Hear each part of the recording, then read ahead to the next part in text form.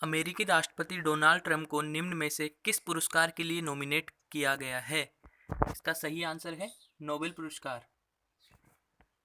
Norway के progress party से सांसद और नाटो संसदीय सभा के चेयरमैन ने ट्रंप को इस पुरस्कार के लिए नॉमिनेट किया है। और इसराइल और यूएई के बीच शांति समझौते के लिए ट्रंप को ये पुरस्कार की भूमिका दी गई है। और साल 2018 में भी डोनाल्ड ट्रंप को इस पुरस्कार के लिए नामित किया गया था। अगला प्रश्न देखते हैं। ईपीएफओ ने पिछले वित्त वर्ष में निम्न में से कितने प्रतिशत ब्याज को 2 किस्तों में देने की घोषणा की है? इसका सही आंसर है बी, 8.5%। अगला प्रश्न देख। अमेरिकी कंपनी सिल्वर लेक ने रिलायंस रिटेल में कितने फीसदी हिस्सेदारी 7500 करोड़ रुपए में खरीदी है? इसका सही आंसर है सी, 1.75%। इंग्लैंड का निम्न में से कौन सा खिलाड़ी आईसीसी T20 बल्लेबाजों की रैंकिंग में प्रथम पायदान पर पहुंच गया है? इसका सही आंसर है डेविड मलान, बी। इंग्लैंड के डेविड मलान प्रथम पायदान पर पहुंच गए हैं। दूसरे पायदान पर पाकिस्तान के बाबर आजम हैं। और भारत के केएल राहुल, जो कि पहले दूसरे पायदान पर थे, अब वो 2 पायदान नीचे खिसक कर चौथे पायदान पर पहुंच गए हैं। और भारतीय कप्तान विराट कोहली एक पायदान के फायदे से 9वें स्थान पर पहुंच गए हैं। तो ये भी याद रखना है। हाल ही में भारतीय पूर्व क्रिकेटर ने फर्स्ट क्लास क्रिकेट खेलने एवं अपने संन्यास को तोड़ने के लिए बीसीसीआई को चिट्ठी लिखी है। इसका सही आंसर है युवराज सिंह। युवराज सिंह ने पिछले साल जून में क्रिकेट के सभी प्रारूपों को अलविदा कह दिया था और उन्होंने संन्यास ले लिया था। वो भारत के लिए आखिरी बार 2017 में भारतीय टीम के साथ खेले थे। प्रधानमंत्री नरेंद्र मोदी ने 9 सितंबर 2020 को किस राज्य के स्ट्रीट वेंडर्स के साथ स्वनिधि संवाद किया? इसका सही आंसर है मध्य प्रदेश। प्रधानमंत्री नरेंद्र मोदी ने स्ट्रीट वेंडर्स के साथ स्वनिधि संवाद किया। भारत सरकार ने कोविड-19 से प्रभावित गरीब स्ट्रीट वेंडर्स को उनकी आजीविका फिर से शुरू करने के लिए 1 जून 2020 को पीएम स्वनिधि योजना शुरू की गई है। हाल ही में किस देश की सरकार ने सोशल मीडिया पर फर्जी सूचना और अफवाह फैलाने से लड़ने हेतु असोल चीनी या रियल शुगर नाम से एक अभियान शुरू किया है? उसका नाम है बांग्लादेश। बांग्लादेश सरकार ने सोशल मीडिया पर फर्जी सूचना और अफवाह फैलाने से लड़ने के लिए असोल चीनी या रियल शुगर नाम से एक अभियान शुरू किया है। और सूचना और संचार प्रौद्योगिकी विभाग ने डिजिटल सुरक्षा एजेंसी और बांग्लादेश कंप्यूटर काउंसिल की LITC परियोजना संयुक्त रूप से 3 महीने के अभियान के लिए चलाई गई है। और इससे लोगों के अंदर जागरूकता फैलाई जाएगी। इस उद्देश्य के लिए एक डिजिटल प्लेटफॉर्म दरबार 21 org बनाया गया है। तो ये नाम याद रखना है। गुजरात के मुख्यमंत्री विजय रूपाणी ने सिरेमिक उद्योग को गैस बिल में कितने प्रतिशत रियायत देने की घोषणा की है? इसका सही आंसर है बी, 16%।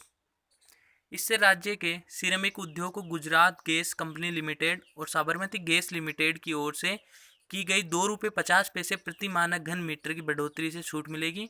और यह छूट पहले से घोषित ₹2 प्रति मानक घन मीटर की छूट के अलावा दी गई है, उसके अतिरिक्त दी गई है। अगला प्रश्न देखते हैं। कृषि मंत्री नरेंद्र सिंह तोमर के अनुसार केंद्र सरकार ने 5 वर्षों से सूक्ष्म सिंचाई के अंतर्गत कितने लाख हेक्टेयर भूमि कवर करने का लक्ष्य रखा है? इसका सही आंसर है सी, 100 लाख हेक्टेयर। त्रिपुरा के सिपाही जिला के सोनमुरा से किस देश के साथ अनेक अंतर्देशीय जलमार्ग को खोल दिया है? त्रिपुरा ने सिपाही जिला के सोनमुरा से किस देश के साथ अंतर्देशीय जलमार्ग को खोल दिया है? इसका सही आंसर है आंसर सी, बांग्लादेश। उत्तर प्रदेश सरकार ने किस एयरपोर्ट का नाम भगवान श्री राम के नाम पर करने की घोषणा की है? तो ये एक प्रश्न इम्पोर्टेंट है। इसका सही आंसर है ए, अयोध्या एयरपोर्ट। अयोध्या एयरपोर्ट का नाम मर्यादा पुरुषोत्तम श्री राम के नाम पर रखा गया है और इसके साथ ही एयरपोर्ट को अब अंतर्राष्ट्रीय स्तर का बनाया जाएगा। और योगी सरकार ने एयरपोर्ट का नाम बदलने और दायरा बढ़ाने की कवायद शुरू कर दी है और एयरपोर्ट का निर्माण 2021 तक पूरा करने का लक्ष्य रखा गया है, तो ये भी याद रखना है। निम्न में से कौन सी टीम आईसीसी T20 रैंकिंग में पहले पायदान पर पहुंच गई है? तो इसका सही आंसर है ऑस्ट्रेलिया। ऑस्ट्रेलिया पहले पायदान पर पहुंच गई है और ये 275 अंकों के साथ पहले पायदान पर है। इंग्लैंड के पास 271 अंक है और वो दूसरे पायदान पर है और तीसरे नंबर पे भारतीय टीम है। तो इसका ये याद रखना है कि भारतीय टीम तीसरे पायदान पर है और ये 266 अंकों के साथ है, तो ये भी याद रखना है। नई राष्ट्रीय शिक्षा नीति को लागू करने वाला देश का पहला राज्य निम्न में से कौन सा बन गया है? तो इसका सही आंसर है हिमाचल प्रदेश। हिमाचल प्रदेश में राष्ट्रीय शिक्षा नीति 2020 को तत्काल प्रभाव से लागू कर दिया गया है और इसे सफलतापूर्वक लागू करने के लिए 43 सदस्यों की टास्क फोर्स का गठन किया गया है। और हिमाचल प्रदेश के शिक्षा मंत्री, इनका नाम याद रखना है, गोविंद सिंह ठाकुर, ये इस टास्क फोर्स के अध्यक्ष बन गए हैं। अगला प्रश्न है, अंतर्राष्ट्रीय फुटबॉल में निम्न में से कौन सा खिलाड़ी 100 गोल करने वाला दुनिया का दूसरा खिलाड़ी बन गया है? तो इसका सही आंसर है क्रिस्टियानो रोनाल्डो। और इनसे पहले 100 गोल करने वाले महज एक खिलाड़ी थे जो ईरान के अली देई, जिन्होंने अब तक पहले नंबर पे 100 गोल किए और दूसरे खिलाड़ी बन गए रोनाल्डो। हाल ही में किस तेलुगु फिल्म अभिनेता का दिल का दौरा पड़ने से 74 साल की उम्र में निधन हो गया है? इसका सही आंसर है जयप्रकाश रेड्डी। अगला प्रश्न, हाल ही में किस देश ने कोरोना के टीके को आम जनता के लिए जारी कर दिया गया है? तो इसका आंसर है रूस। रूस ने इसको आम जनता के लिए लागू कर दिया है और इस वायरस वैक्सीन का नाम है स्पुतनिक वी, तो ये भी याद रखना है। और रूस के स्वास्थ्य मंत्रालय ने कहा है कि जल्दी क्षेत्रीय आधार पर वैक्सीन की डिलीवरी भी शुरू कर दी जाएगी। अगला प्रश्न है, खाद्य नियामक भारतीय खाद्य संरक्षा और मानक प्राधिकरण ने स्कूल परिसरों में कितने मीटर के दायरे और स्कूलों की कैंटीन के अंदर जंक फूड की बिक्री और विज्ञापन पर रोक लगा दी है? तो इसका सही आंसर है 50 मीटर। FSSAI ने स्कूल परिसरों को 50 मीटर के दायरे और स्कूलों में कैंटीन के अंदर जंक फूड और विज्ञापनों पर रोक लगा दी है। अगला प्रश्न, भारत निम्न में से किन देशों के साथ मिलकर 5G तकनीक पर काम कर रहा है? तो इसका सही आंसर है बी, इजराइल और अमेरिका। अगला प्रश्न,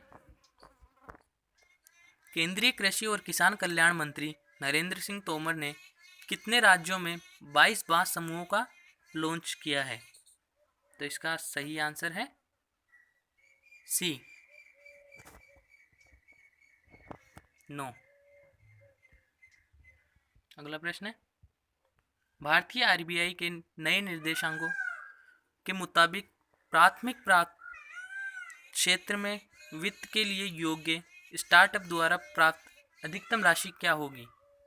इसका सही आंसर है ए, 50 करोड़ रुपए। अगला प्रश्न है, वोडाफोन और आइडिया कंपनी ने हाल ही में मिलकर कंपनी को क्या नया नाम रखा है? तो इसका सही आंसर है वी। अगला प्रश्न, विश्व साक्षरता दिवस निम्न में से किस दिन मनाया जाता है? सही आंसर है 8 सितंबर। पहला विश्व साक्षरता दिवस 8 सितंबर 1966 में मनाया गया था और इस दिन यूनेस्को पेरिस स्थित अपने मुख्यालय में अंतर्राष्ट्रीय साक्षरता पुरस्कार प्रदान करता है। और ये प्रश्न अधिकतर एग्जामों में पूछ लिए जाते हैं, तो ये इसको याद रखना है। निम्न में से कौन सा देश हाइपरसोनिक प्रौद्योगिकी निदर्शन यान तैयार करने वाला दुनिया का चौथा देश बन गया है? इसका सही आंसर है रूस, भारत। रूस, अमेरिका और चीन के पास ये तकनीक पहले से थी और चौथे नंबर पे भारत। अगला प्रश्न, भारत के किस रेडियो खगोल विज्ञान के जनक का महाराष्ट्र में पुणे में निधन हो गया है? तो इसका सही आंसर है डॉक्टर गोविंद स्वरूप। इन्हें पद्मश्री, डॉक्टर शांति स्वरूप भटनागर पुरस्कार, HK फिरोदिया पुरस्कार और कई अंतर्राष्ट्रीय पुरस्कारों से सम्मानित किया गया है। अगला प्रश्न है, इटालियन ग्रैंड प्रिक्स 2020 का विजेता निम्न में से कौन है? तो इसका सही आंसर है पियरे गैसली। फिच रेटिंग ने चालू वित्त वर्ष 2020-21 में भारतीय अर्थव्यवस्था में कितने प्रतिशत की भारी गिरावट का अनुमान लगाया है? तो इसका सही आंसर है बी, 10.5%। सुप्रीम कोर्ट के आदेश के मुताबिक राज्यों को सरकारी विज्ञापनों की विषय वस्तु के नियमन के बारे में कितने सदस्यों की समिति का गठन करना है? इसका सही आंसर है डी, 3 सदस्य। अगला प्रश्न है, दिल्ली उच्च न्यायालय ने केंद्र सरकार को असम राइफल्स के लिए दोहरी नियंत्रण संरचना को समाप्त करने अथवा उसे बनाए रखने को लेकर निर्णय लेने हेतु कितने सप्ताह का समय दिया गया है? इसका सही आंसर है 12 सप्ताह। वर्तमान में असम राइफल्स का नियंत्रण गृह मंत्रालय और रक्षा मंत्रालय द्वारा संयुक्त रूप से किया जाता है और इसका असम राइफल्स का गठन 1835 में किया गया था, तो ये जरूर याद रखना है।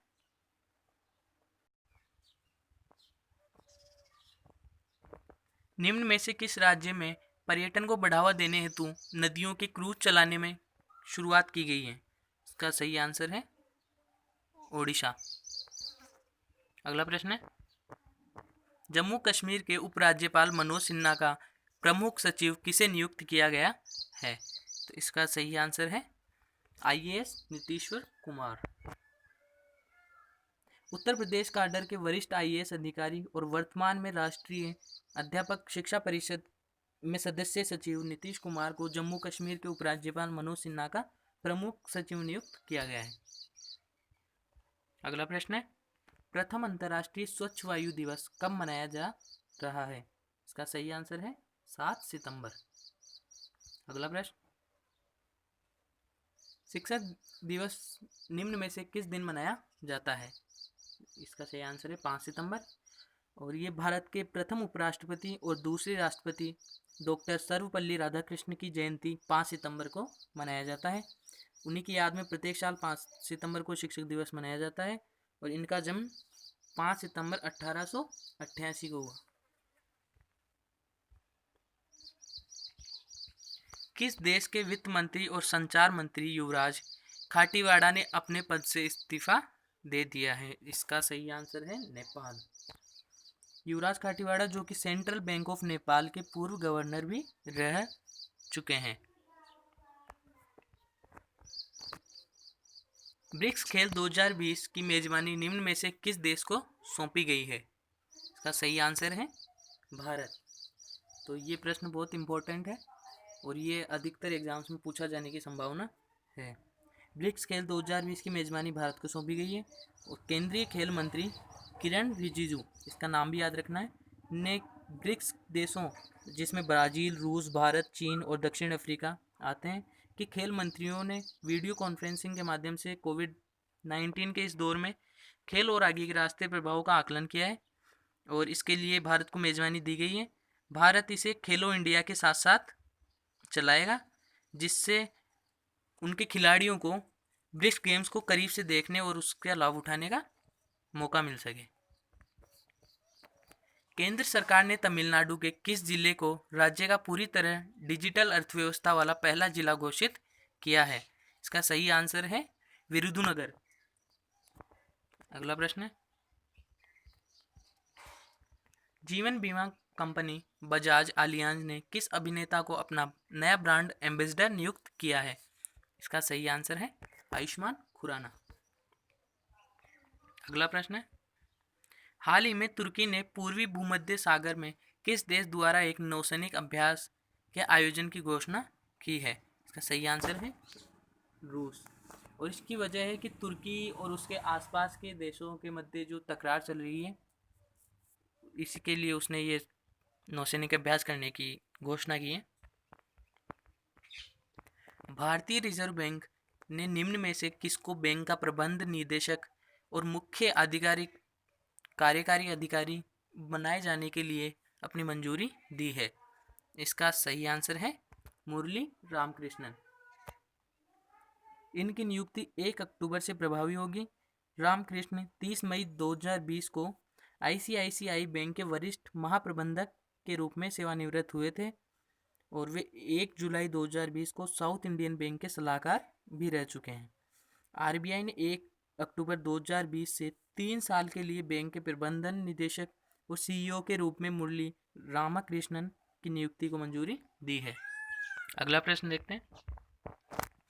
निम्न में से किस राज्य ने ईज ऑफ डूइंग बिजनेस 2020 की रैंकिंग में शीर्ष स्थान प्राप्त किया है? इसका सही आंसर है डी, आंध्र प्रदेश। धन्यवाद।